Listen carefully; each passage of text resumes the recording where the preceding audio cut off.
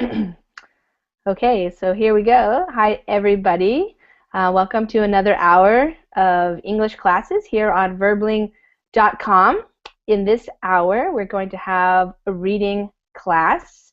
It's going to be an article that I found on the BBC website, and it's another one about music, related to music. I had a class earlier today in which we read about the positive effects that music can have on your brain. And this one is about a guy in Venezuela who created a pretty amazing program for young people to get them involved in music. So it's kind of long, but I think it's not too difficult, but it has good vocabulary in it. And it is also British English, so there's a little bit of some new or different ways of saying things that I can explain, and also the spelling is a little bit different, but that's okay. So Nihan is here, and we have some other people who are probably going to join us. Hi there, Nurel. Welcome to class. If you have a reservation, you can use the reservation now.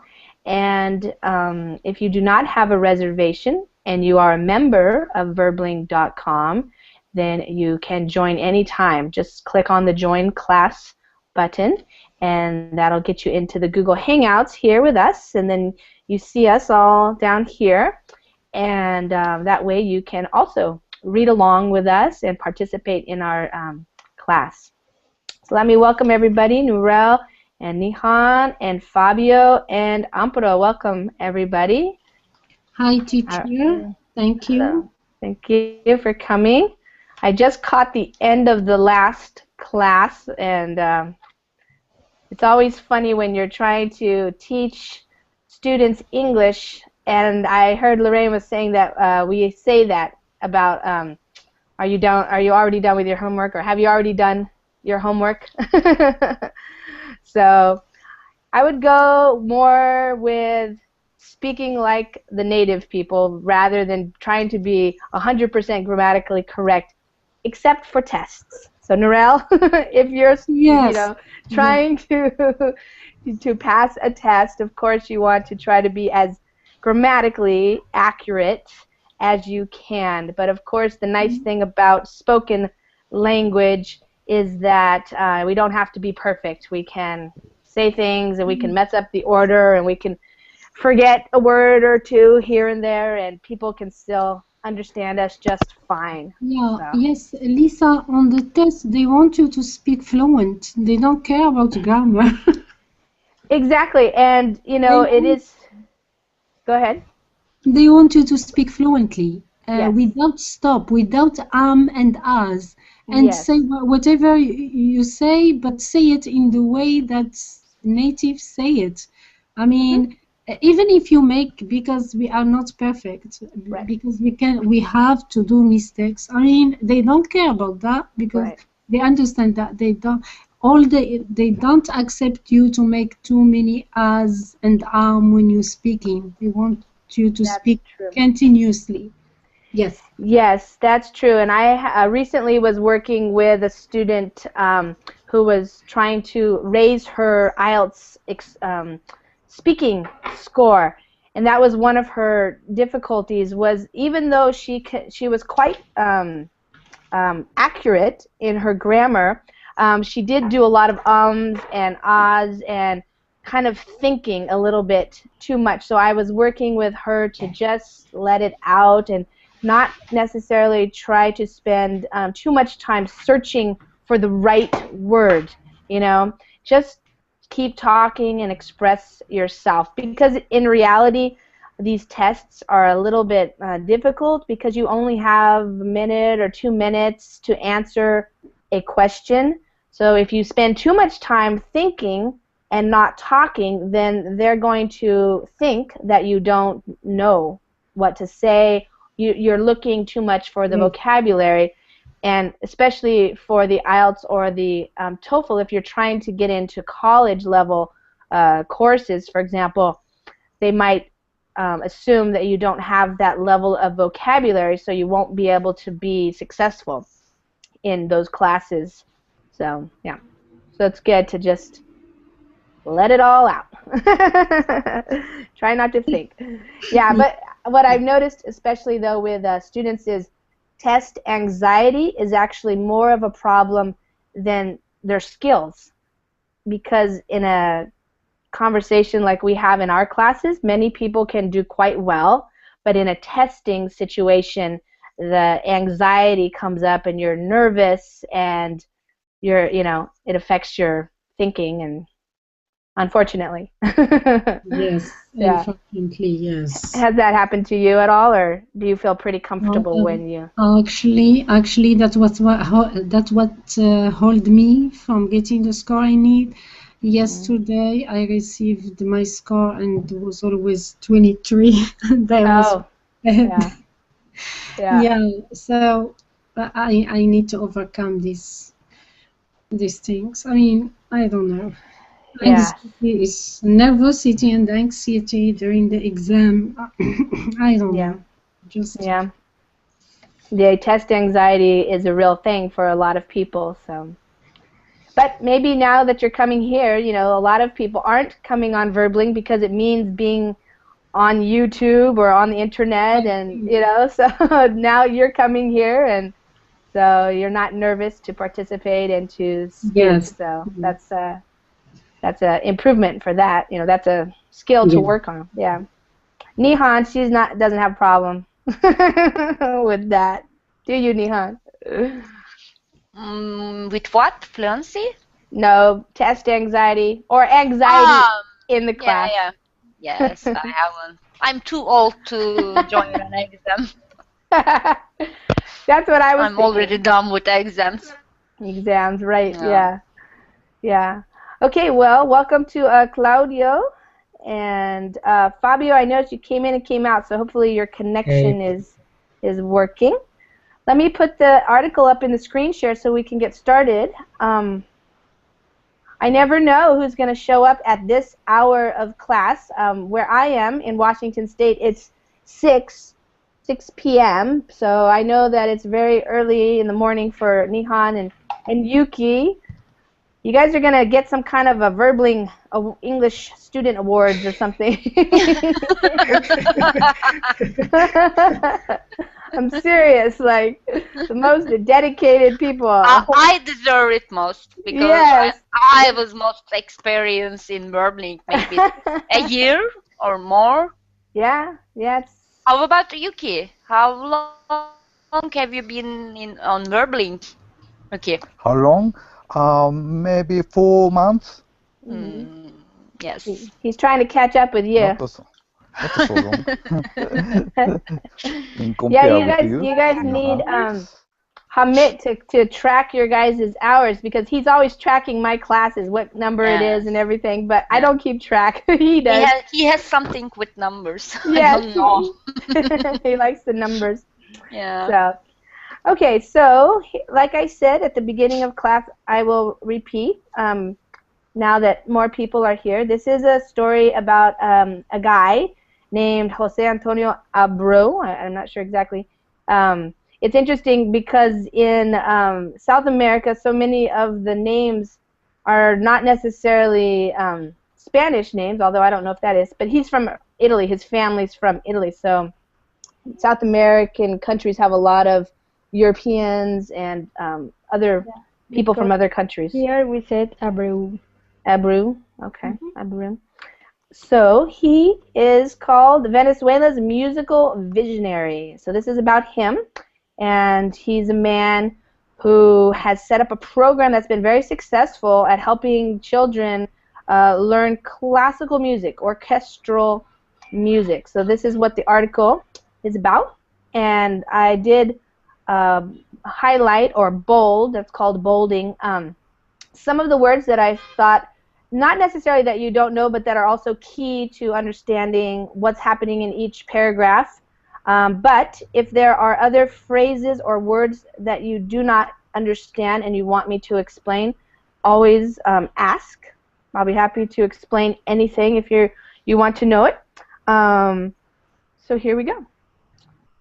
In a country as polarized as Venezuela, it is hard to think of a public figure who can work for 9 different administrations over 4 decades and come out at the other end unscathed. But Jose Antonio Abreu is such a man. Granted, he is not your average public figure. A musician, economist, and former cabinet minister, Mr. Abreu is best known as the founder of the world-renowned music program known as El Sistema. Okay, and now that we know why you're on here on the left side and Yuki's on the right side, because you start with an A. Amparo, you're first in line, alphabetically. So you can In go a first. country as polarized as Venezuela, it is hard to think of a public figure who can work for 9 different administrations over 4 decades and come out at the other end unscathed. But Jose Antonio Abreu is such a man. Granted, he's not your average public figure. A musician, economist, Yeah, economist. Yeah. and former cabinet minister. Mr. Abreu is best known as the founder of the world-renowned music program known as El Sistema. Good. So polarized, here's a little British spelling difference. We would put a Z there, but that's S, and this is a British news article. So a polarized country it means that there's lots of different groups of people in the government especially, but also in the country in general, who do not agree on things. So if you have a government or a country that is not polarized, that means they are unified. They believe the same things. They support the same things. But polarized means there's probably a lot of people on the right side and a lot of people on the left side of the political spectrum, so they're not together. Polar? Excuse me? The word could be related with polar. Yeah, opposite ends, like of the even like the North Pole or the South Pole. Yeah. Yeah, like opposite ends. So when different groups have like opposite viewpoints, it means it's very polarized. There's not a lot of agreement, you know. Okay. So yeah. And so it's describing the country as polarized, and the verb would be to polarize. And if you were polarizing something, that means you're doing something that breaks those bonds of people. So you want to make that happen. So some kinds of laws. For example, if a country, a government makes a law that a lot of people don't agree with, that can cause polarization in the country. It can polarize. So abortion, for example, is a political issue that tends to be very polarizing. Some people want it to be okay, and some people are very much against it. So it's very polarizing. It's not unifying. Yeah. So public figure just means he is a person in the public eye. He works in the government, so he's a public figure or person. And unscathed, he has been able to work through all these different administrations. So administrations is the government. So different governments have come and gone over these 4 decades, 40 years. But he has come out at the other end. So now, after that time period, unscathed, which means without any problems. If you walk away from an accident unscathed, that means you didn't get hurt. You don't even have a scratch on you or anything. So nothing has happened to him, even though it was very polarized. So presumably many other people got hurt in that time period because of all the fighting, probably. Granted, that's you can start your sentence with that. It just means like given, like he is not. So yes, it's well known that he is not your average public figure. So when you say granted, it just means yes, we know for sure, or it is a given. All right. And yeah, you corrected yourself, Amparo. It's economist is how you say that. And then just another note, for English, American English, we would just use program like that without the M and E at the end there. Over the past 38 years, the scheme has provided free music education to 3 million children to international acclaim. What Abreu and El Sistema have done is to bring hope through music to hundreds of thousands of lives that would otherwise have been lost to drugs and violence, is how the director of the Berlin Philharmonic, Sir Simon Rattle, described Mr. Abreu's achievements when he proposed him for the 2010 Nobel Peace Prize. Okay, Claudio.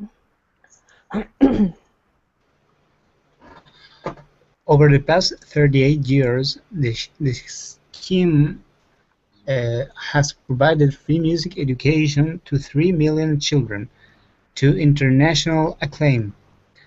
What Abreu and El Sistema have done is to bring hope through music to hundreds of thousands of lives that would otherwise have been lost to drugs and violence, is how the director of the Berlin Philharmonic, Sir Simon Rattle, described Mr. Abreu's achievements when he proposed him for the 2010 Nobel Peace Prize. So the scheme, that's just another word for program. When you scheme something, you come up with a plan, you create a program, that's a scheme. And to international acclaim, that means it's been very popular. And if something has been acclaimed, the verb to acclaim, it means it's been praised. People have said nice things about it. So it has international acclaim, it means it's popular internationally. People around the world know about this program and they like it. So just here otherwise. So basically it's saying that he's bringing all this wonderful all these wonderful things, hope, to these children who otherwise may have been or might have been lost to drugs and violence. So if they wouldn't have had this, the music, it may be true that they would have been lost. That means they would have gotten involved in or somehow gotten hurt by this culture of drugs and violence that they were growing up in. And in English, American English, we probably wouldn't say he proposed him. We would say he nominated him. But in British English, they're using the word propose. So it means the same thing, that's just saying, this guy has done such an amazing thing. I think he should be given a Nobel Peace Prize. So when you nominate somebody for a prize or an award, that means you say that they deserve it. He should get it. So I left some pictures in so we can see these 400,000 pupils are currently enrolled in El Sistema. That's an amazing amount. Okay, so despite receiving many international prizes, the man known as Maestro Abreu has not lost his humility. The orchestra holds within itself its own capability to exist, live, and perpetuate itself, he told BBC News during the Japan tour of one of El Sistema's renowned youth orchestra, refusing to claim credit for his brainchild. Okay, Fabio? Yes. 400,000 pupils are currently enrolled in the Sistema. Despite receiving many international prizes, the man known as Maestro Abreu has not lost his humility. The orchestra holds within itself its own capability to exist, live, and perpetuate itself, he told BBC News during the Japan tour of one of the Sistema renowned youth orchestra, refusing to claim credit for his brainchild. Yeah, good. So pupils is another word for students. Also in your eyes, you have your pupils. Same spelling, different meaning. So these are just the students. So we see a picture. Nice. So despite receiving, despite means even though he has received many prizes, he is very humble. He has not lost his humility. His humility is, not trying to brag about things. He's not trying to boast. He's not trying to think he is such a great person. He is very humble. He has humility, or he is humble.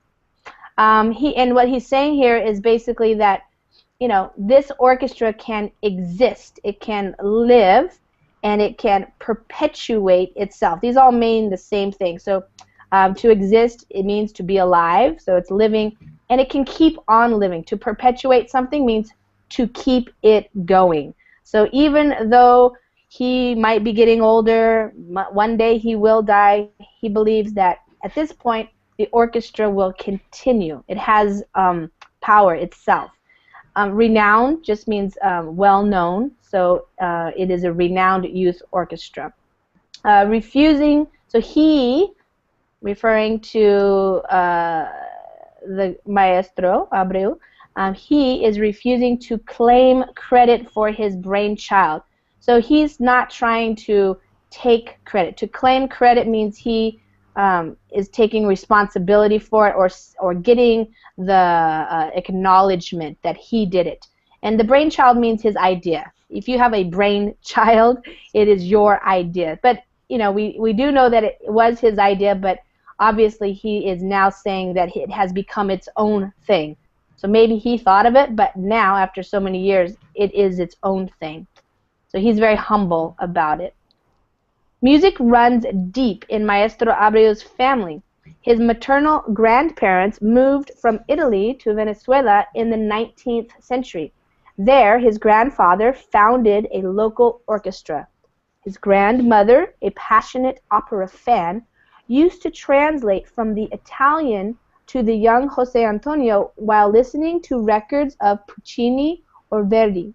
His mother played the piano, and his father the guitar. At age 9, he followed in his mother's footsteps, practicing on the family piano. Okay. Nihan? Music runs deep in Maestro Abreu's family. His maternal grandparents moved from Italy to Venezuela in the 19th century. There, his grandfather founded a local orchestra. His grandfather, a passionate opera fan, used to translate from the Italian to the young Jose Antonio while listening to records of Puccini or Verdi. Mm-hmm. His mother played the piano and his father the guitar. At age 9, he followed in his mother's footsteps, practicing on the family piano. Mm-hmm. Good. So, to run deep, if something runs deep in your family or in your school or in your country or in your culture, it means it's been there for a long time. So it runs deep. It's a tradition that has been around for a long time. Maternal grandparents, that means the grandparents on his mother's side. They moved from Italy to Venezuela. Passionate, she loved. To be passionate about something is to love it, to have a passion for something. So in this case, it was opera. She was an opera fan, and she used to translate the words. And Puccini or Verdi, those are famous Italian opera composers. And so his father played the guitar and his mom the piano.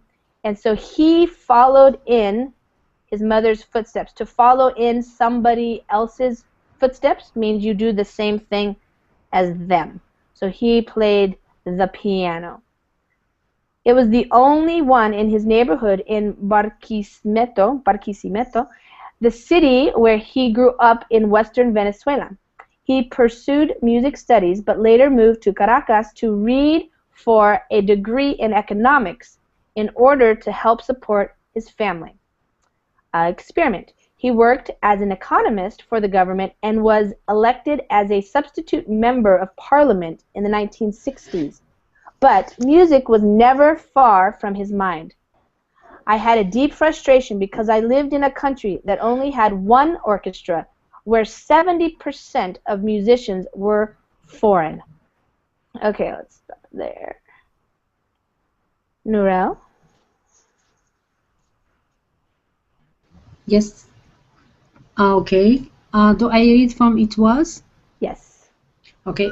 It was the only one in his neighborhood in Barquisimeto, the city where he grew up in western Venezuela.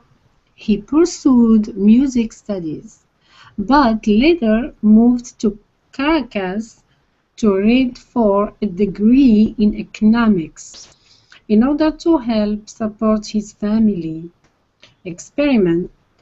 He worked as an economist for the government and was elected as a substitute member of parliament in the 1960s. But music was never far from his mind. I had a deep frustration because I lived in a country that only had one orchestra, where 70% of musicians were foreign. Mm-hmm. Okay, so again, a little bit of just spelling difference, no big deal, but neighborhood, we don't put the U there. That's where he grew up, and he pursued music studies. So that means that's what he followed. To pursue means to follow or to go after. And later he moved to Caracas to read for. In American English, we would not say to read for a degree. That's a British thing. But what it means is he was studying for his degree. In the United States, we talk about getting a degree. Your first degree is a bachelor's degree from a college or a university, and you study for it or you get a degree. So that's what he was doing. And he worked as an economist. I'll say this word again. Yes? Can I ask you? It was the only one. What do it to indicate in this sentence? The piano. Piano. Okay. Yeah. So he practiced on the piano, and it was the only one in his neighborhood. So he is the only piano there. So they're basically painting a picture that, 38 years ago in Venezuela, orchestral music was not very popular. It was not something that people did. And so, in fact, his family had the only piano in the whole neighborhood. Yeah. Yeah. I see. Mm-hmm. And this word is a little bit tricky on the pronunciation. It's just economist. So you don't have to say economist, but economist. But it's the syllables are economist. Yeah. Economist. Good. Substitute, so he was elected as a substitute. So when you are a substitute, it means you fill in. So here in the U.S., for example, it's popular to have substitute teachers. So if the teacher is sick, a substitute teacher will come and take her place. So I guess in Venezuela they also had that in case members of parliament, maybe they got sick or they had to go elsewhere or do something else. Here we have a deep frustration. So deep, that's that collocation type of grammatical structure where we're just emphasizing it. So he was deeply frustrated or very frustrated because he lived in this country that only had one orchestra. Some countries have many orchestras, and 70% of those people were foreigners. They were not even from Venezuela. Other countries such as Argentina, Brazil, or Mexico had reached great musical development, he recalls. That's when the idea was born to organize a system to have at least one great Venezuelan-born orchestra, he says. It was 1975, and Mr. Abreu was 35. At the first meeting, 11 students showed up in a garage where he had set up 25 music stands. They were so determined and so enthusiastic that I understood from that very moment that success was guaranteed, Mr. Abreu remembers. Yuki? Yes. Other countries, such as Argentina, Brazil, or Mexico, had reached great musical development, he recalls. That's when the idea was born to organize a system to have at least one great Venezuelan-born orchestra. He said. He says. It was 1975 and Mr. Abreu was 35. At the first meeting, 11 students showed up in the garage where he had set up 25 music stands. They were so determined and so enthusiastic that I understood from that very moment that success was guaranteed. Mr. Abreu remembers. Good. So he recalls, he remembers. If you remember something, you recall that piece of information. So these other countries had already been developing musicians. Then he says that's when the idea was born. So that's when it came to his mind, this idea. It was born. We talk about that way when we think of something new. It's like that's when it gave birth. When I gave birth to this idea, it was born. So, he's only started off with 11 students. They showed up. That means they came. If you show up someplace, it means you went there and now you're there and you came to see what was happening. And it was in a garage. And he had music stands. So music stands, the stand is where you put the sheet music to read music. So he had all these stands set up, probably with some music or something. He says they're so determined. If you're determined, you really want to do something. You have a lot of focus, you pay attention, and you're going to stick with it. You're not going to give up easily. You're determined. You have determination is the noun. And enthusiastic. So they were enthusiastic or they had enthusiasm. That means they really wanted to. So the success was guaranteed. So you caught yourself there, Yuki. That's good. This G is a hard G. G. Guaranteed. So he knew that this could work. This is going to work. Guaranteed. Guaranteed. Good. Guaranteed. Yes. Perfect. What started as an experiment has become the most successful and praised music education program in the world, with spin-offs across the globe. In Venezuela, it is one of the best funded social programs. Young Start.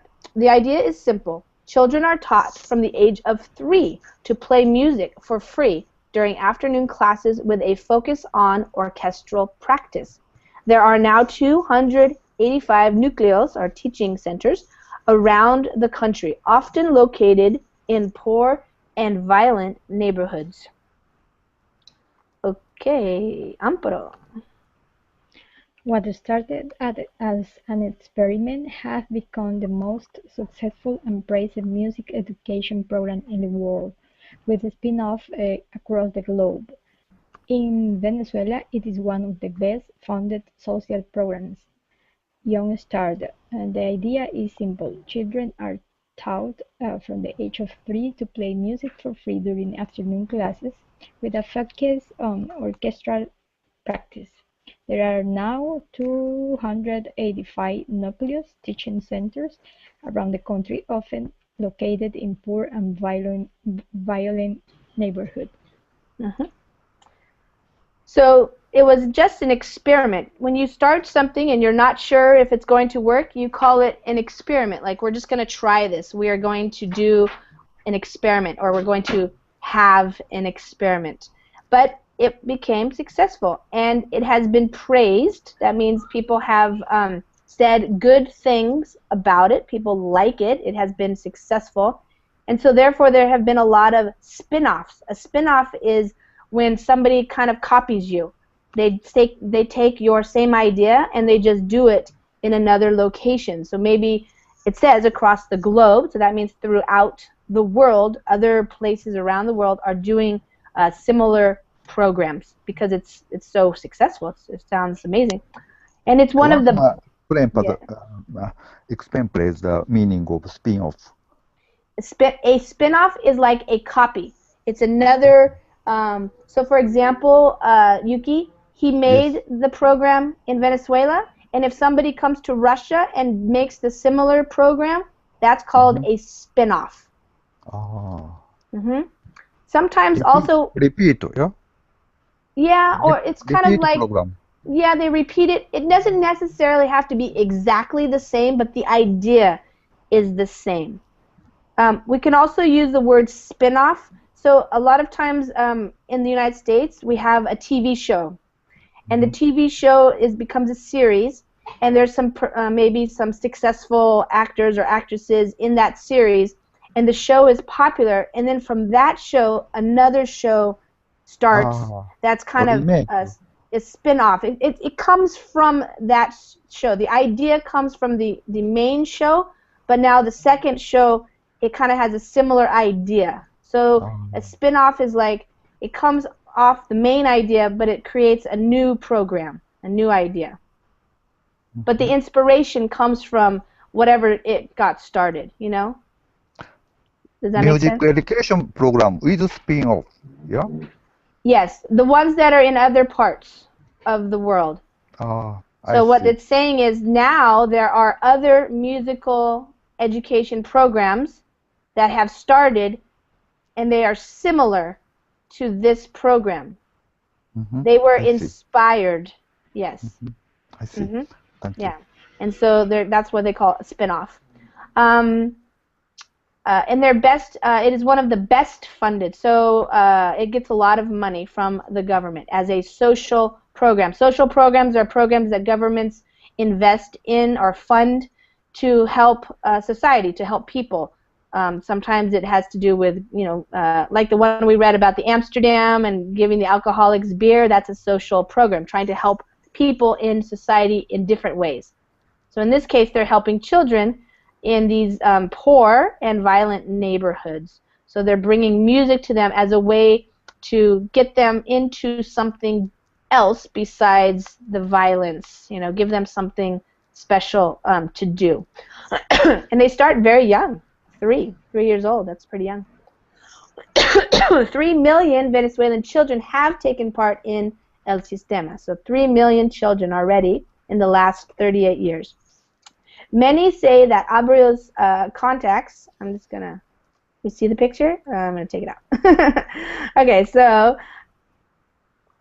many say that Mr. Abreu's contacts and economic and political expertise were key to securing government funding from early on, which helped the scheme grow so quickly.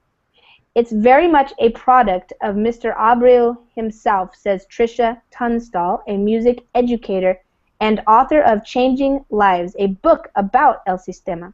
He is unusual in several ways. He was deeply an artist and deeply a government economist.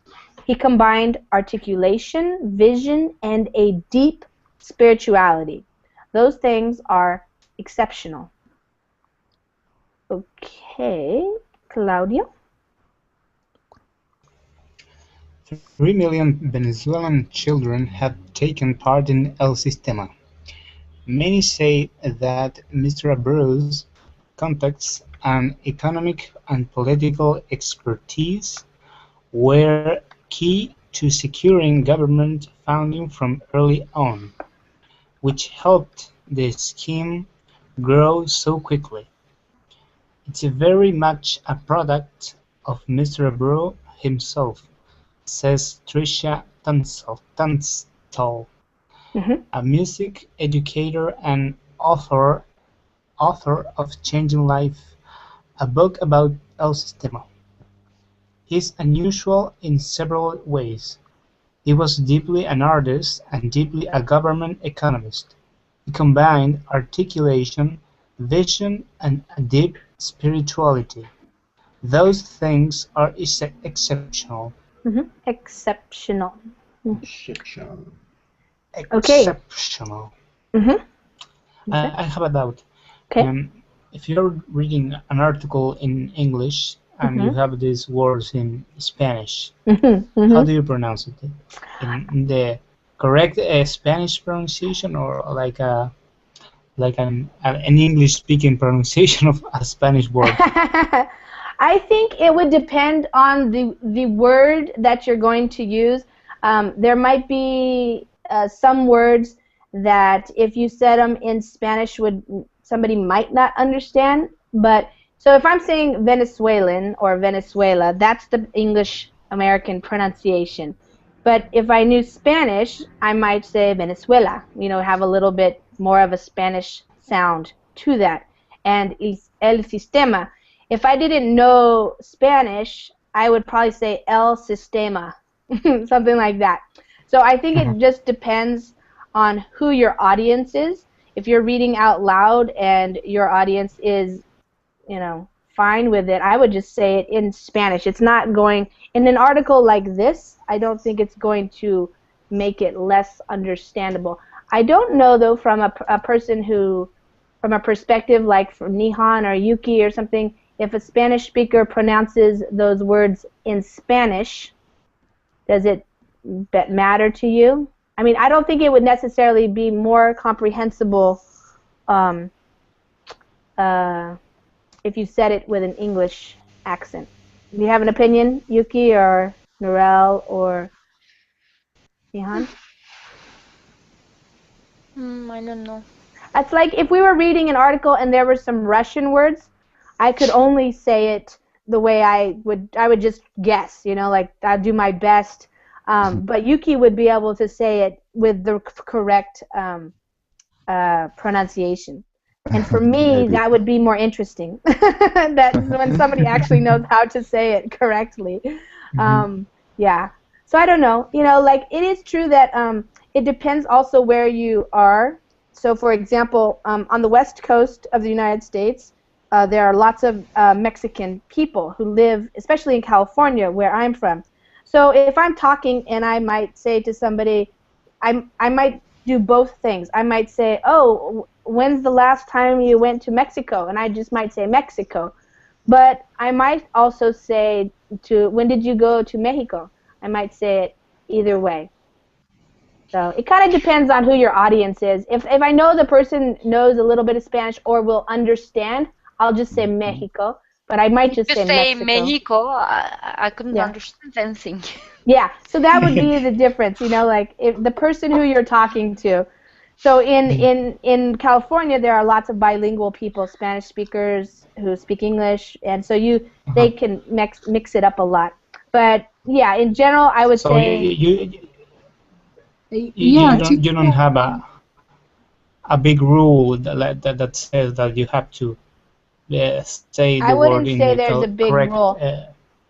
I would say it's more important who your audience is, but with that said, like Nihan said, if you said Mexico, she might not understand because she's listening for English, and she would understand Mexico or Venezuela or Brazil rather than, like Brazil or something.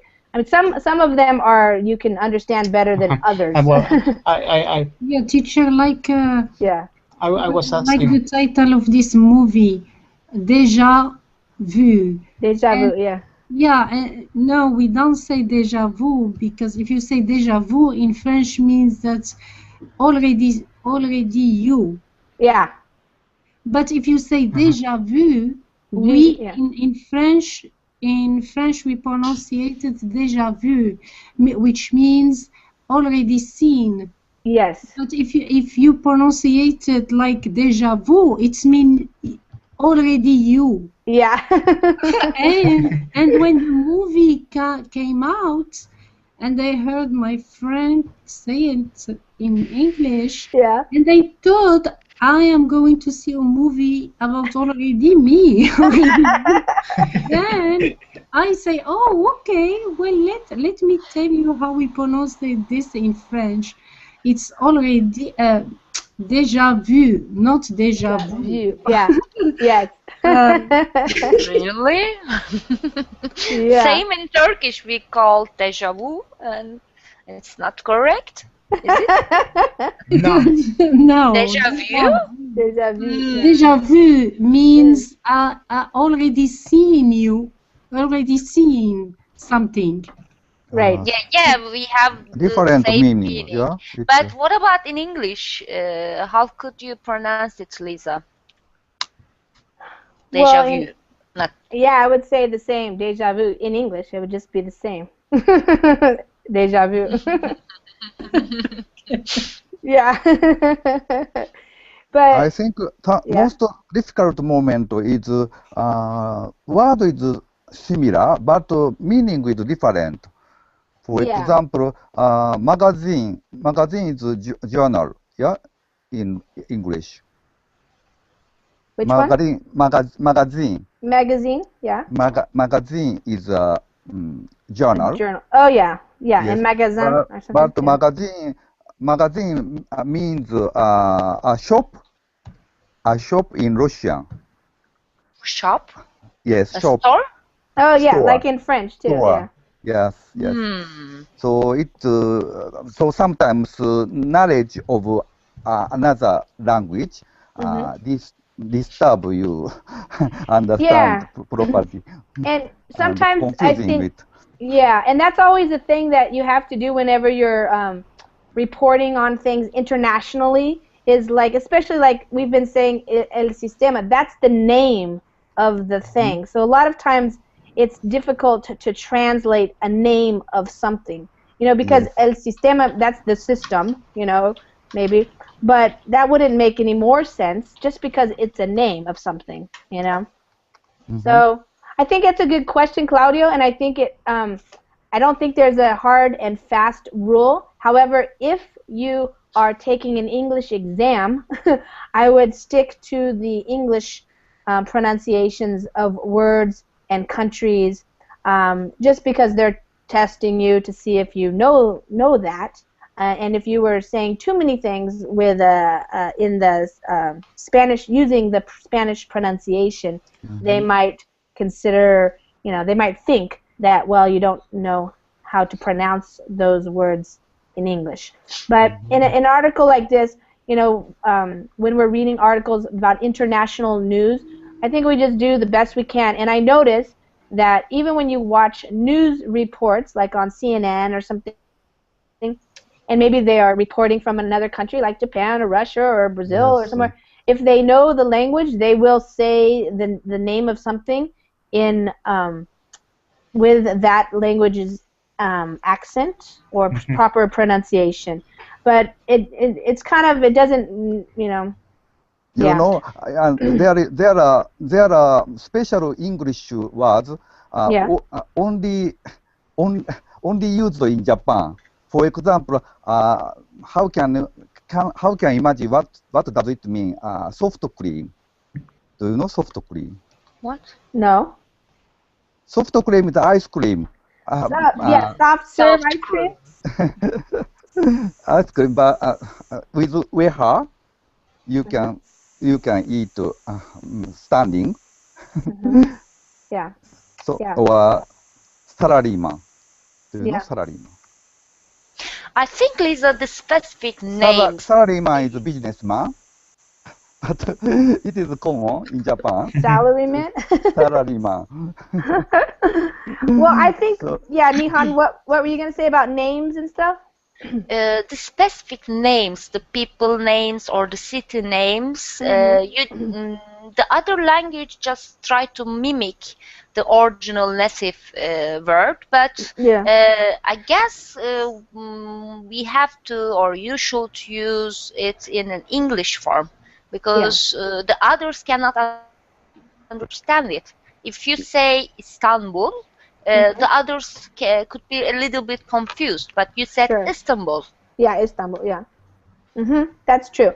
So I think I guess the difference is, if there is something that, we already say it that way in English, like Mexico, we don't say Mexico, we say Mexico. Or if we say Istanbul, that's just how we say those names. But it's different, Lisa. We called Turkey, but you said Turkey. Turkey. because it's already have an equal meaning in English, but the city names or the people names, you just try to pronounce it correctly, but of course it sounds a little bit English. Sure. Like sometimes when we have students from Vietnam, I just say it like it's English, like New Yen or something. I don't really know how they say it, and sometimes it's completely different, you know, and I'm like, what? Yes. How could I figure that out? Yes. Yeah, so it's true. Yeah. Yeah. So, and that's kind of what I was doing with this is, you know, maybe in Spanish you would say abreu, you would say more of each of the sounds. But in English, when I'm reading it, it's just Mr. Abreu, basically. You know, Abreu. I'm not necessarily going to say abreu because we don't do that in English. That's not an English sound. That's Italian. Yeah. Yeah, in this case. Yeah. Complicated. And then, but some things we know, like some things are in English. We do use the pronunciation. So like back up here where we heard Puccini, like that is a name that's familiar. So maybe we're not really saying it like the Italians do, but we don't say Puccini, you know. Really? Like we say Puccini because we know about it, you know. And Mozart or Beethoven, we don't say Beethoven, you know, or something. Verdi, you know. We if it's well known enough, like Jose, I would say Jose Antonio. I don't think I would say Josie or something. Yes. You know, I think most people know that name, Jose, in English. Yeah, and I would say Antonio. I wouldn't say Antonio, or you know something. I might if I lived in Texas and I had no idea. You know, like where they have a different pronunciation. In other countries say Jose. Yeah, Jose, yeah, right. Depends on where the accent is. Exactly, yeah, Jose or Jose, yeah. Lisa, please, when you say I see eye to eye with you, yes, is that to agree with someone? Yes, exactly. Well, in French, if you say that to a man, that means that it's invitation. I see. So you don't want to say that unless that's what you're looking for. Yeah, that's you are my type. And oh, okay. Yes, if you say I see eye to eye with you, or we see eye to eye with each other, that means we agree. Yeah, yeah. So that's good, Claudia. It's always something to consider, especially in like this when we're reading an article in English, but it's about people who live in a different country, and they have their names. I mean, that really is their name. And so sometimes, you know, in English, we just do our best to try to pronounce people's names. Sometimes it can be very difficult, and especially if it has a spelling that doesn't really use English spelling, so it can be different. It's interesting because. I'm sorry. Go ahead. Well, it's interesting because in Spanish we have that rule that if we are reading a Spanish text and an English word came up, you have to read it in the proper pronunciation. If not, you're in the proper English pronunciation. Oh, okay. Yes. Yeah, proper English pronunciation. If not, you're going to sound like an immigrant. Yeah, well, that might also be true because, you know, so many people around the world are learning English as their second or third language, but unfortunately in the United States we don't have as much need to speak other languages, so it would be difficult to find a lot of people who could actually say those things correctly. You know, especially, you know, depending on where you're from and what your level of education is. So if a person was reading this, they would just say it with an English accent, you know, the best they could. They wouldn't know what they're saying, you know. And they wouldn't have any idea what this means, you know, el sistema. I don't know. Maybe Nihan, you don't have any idea what that means, do you? Yes, I have. Okay, but I mean, that's practically the same word. I guess it's a system. Yes.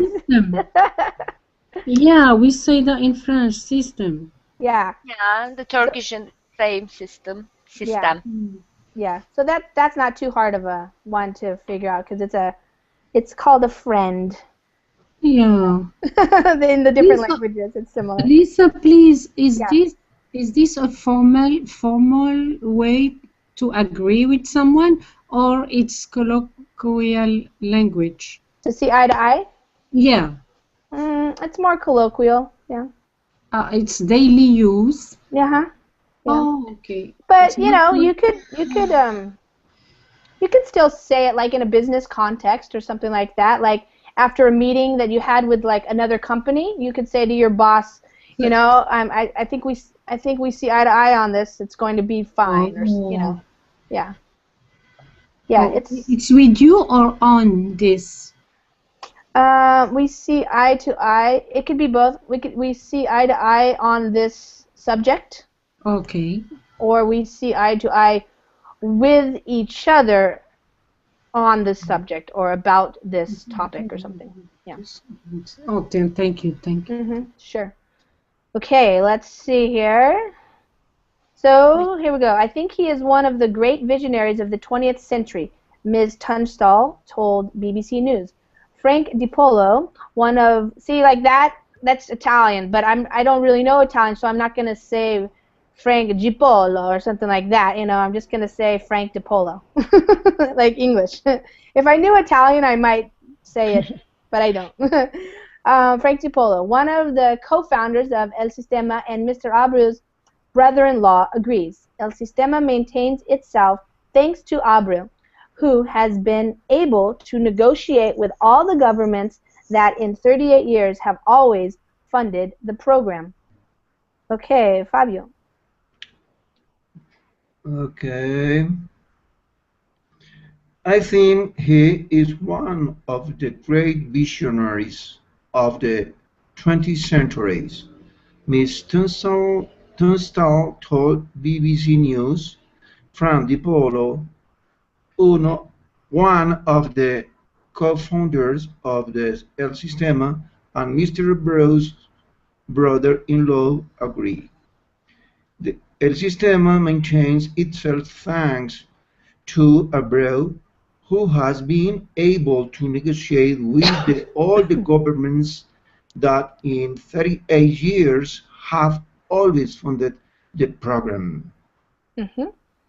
So here we go, another picture of the orchestra. Why don't you go ahead and read, Nihan? Okay, starting with the Caracas. Yeah, the Caracas. Okay, the Caracas Youth Orchestra has been touring Japan to great acclaim. It was he who had the tenacity, willpower, and vision to make out of a small youth orchestra a musical empire that reached the entire country, Mr. DiPola says. Many co-workers point to Mr. Abreu's demanding and how can I pronounce it? Indefatigable. Yeah, indefatigable. Yep. Indefatigable nature as a key of success. Key to success. Okay, so he had. I think indefatigable. Yeah, indefatigable. Accent is far. Indefatigable. Yeah. Indefatigable. Indefatigable. No, indefatigable. Indefatigable. No. Indefatigable. Indefatigable. Este nucleido mastoideo. Indefatigable. Yes, that's a very long word. Indefatigable is what I would say. Indefatigable. Indefatigable. No, indefatigable. Indefatigable. Yes. Indefatigable. Yeah. Yeah, it's hard because it's like it is even a Spanish word. So tenacity means you have a lot of grit, like we talked about before. You keep at it. Willpower, vision, all those things helped him. And this means an easier way to say is untiring. That's an easier way to say the same thing. So he never gets tired. He does not get fatigued, is what. Untitled. Yeah. The expression fatiga is expression in Spanish. It's tired. Right. It's fatiga. Yeah. Yep. Exactly. Infatigable. Yeah. So he doesn't get tired. But in English, in the fatigable. Indefatigable. So we have run out of time, but we're almost done. So if it's interesting to you, you could finish the rest. It basically just says that, you know, he's kind of getting older now, and he's not as healthy, but he's sure that it's going to live on no matter what happens to him or when. And he's been very influential and like a father to some of the students. And so it's been a really nice program.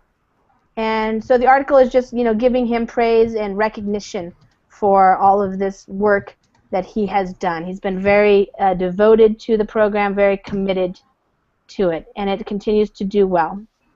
So yes, that's kind of nice. All right. Well, thank you guys for coming to class again. And good ideas or good questions about the language. It's always interesting, especially you know, using English.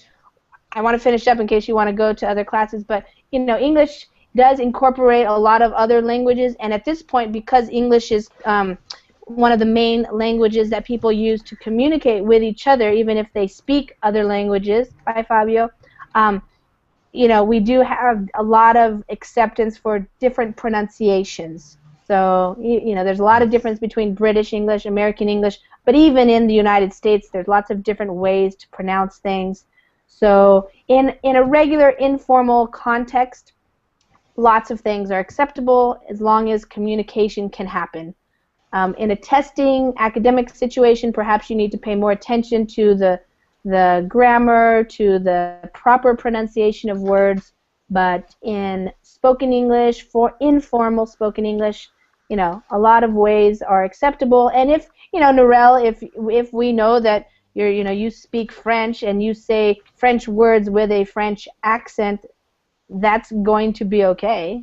You know, a lot of people like that. You know, they appreciate it because it's not like we're not trying to. We just don't know how to pronounce the words properly. You know, so yeah. So all right, guys, have a good weekend. I have a couple classes on Saturday and Sunday, so maybe I'll see you guys there. Yes. Thank you, Lisa. You're welcome. Thank you, Lisa. Bye. Bye. Have a good Bye. weekend. You Bye-bye. too. Bye Have a bye. good Thanks, weekend. everybody. Bye. Take care. Yes.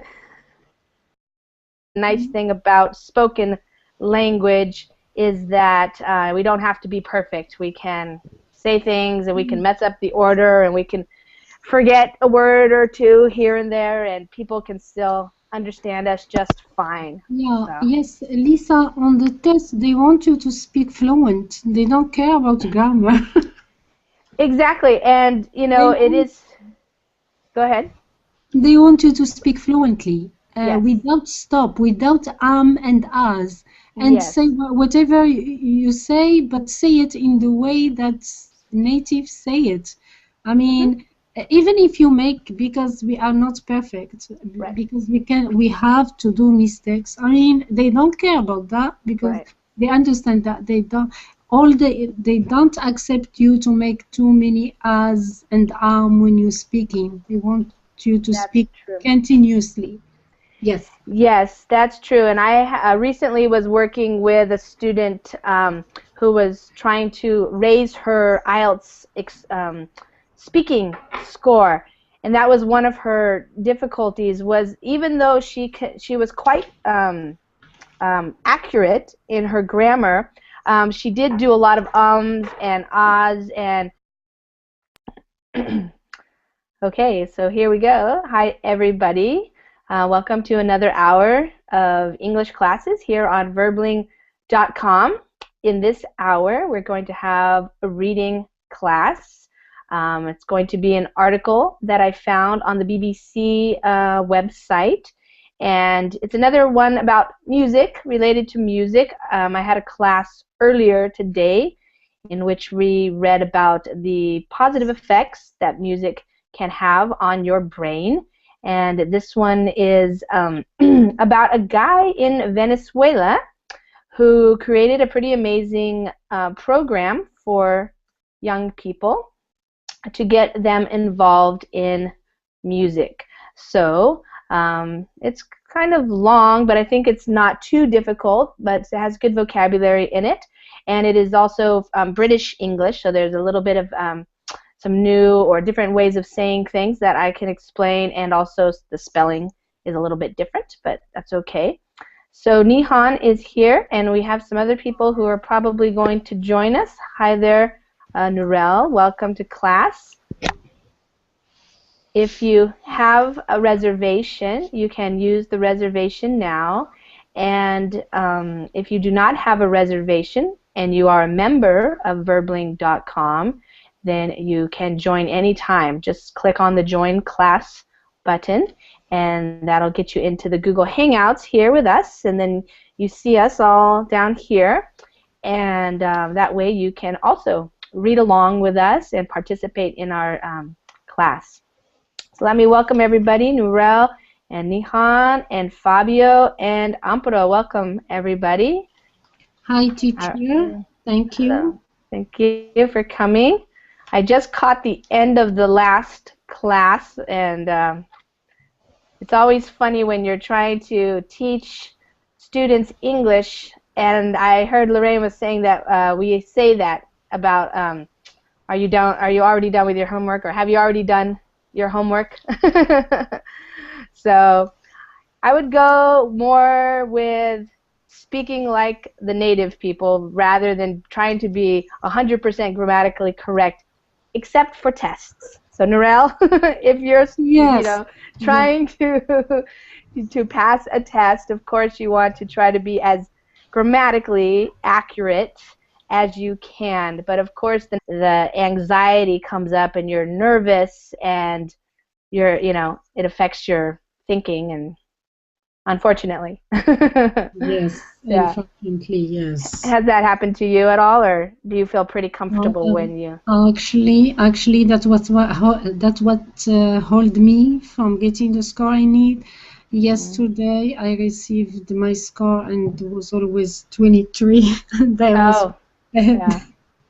Yeah. So I need to overcome these things. I mean, I don't know.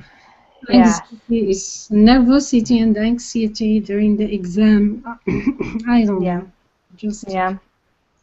The test anxiety is a real thing for a lot of people. So, but maybe now that you're coming here, a lot of people aren't coming on Verbling because it means being on YouTube or on the internet, and so now you're coming here, and so you're not nervous to participate and to speak. Yes. So that's an improvement for that. That's a skill to work on. Yeah. Nihon, doesn't have a problem with that.